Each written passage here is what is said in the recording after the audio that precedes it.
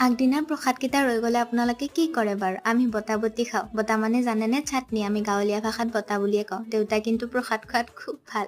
তাৰপিছত ওলাই মেলি ৰেডি হৈছোঁ অলপ, দেউতাৰ লগতে যাম এঠাইলে। আমাৰ আকৌ ওচৰত গ'লেও এনেকে ৰাস্তালৈ থব অহাটো নিয়মৰ নিচিনাই হৈ গৈছে। মানে প্ৰতিটো গাঁৱলীয়া মানুহৰে চাগে এইটো অভ্যাস আছে। পথাৰবিলাক চাওকচোন লাহে লাহে সোণালী হ'ব ধৰিছে। কি যে ধুনীয়া লাগে নহয়।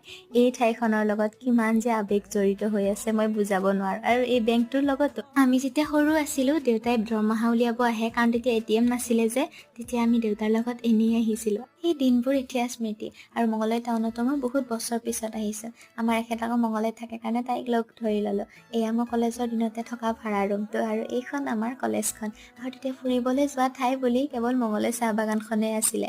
আহি অকণমান আমাৰ পথাৰৰ পিনে গ'লোঁ, আৰু আমাৰ মাহঁতৰ নামো আছিলে, তাতেও গ'লোঁ। বাকী সকলোবোৰ স্মৃতি হৈ গ'লেও কিন্তু মাছ ইজ পাৰ্মানেণ্ট, যিটো সৰুৰ পৰা দেখি আহিছোঁ। বাৰু আজিলৈ এৰিছোঁ, বাই।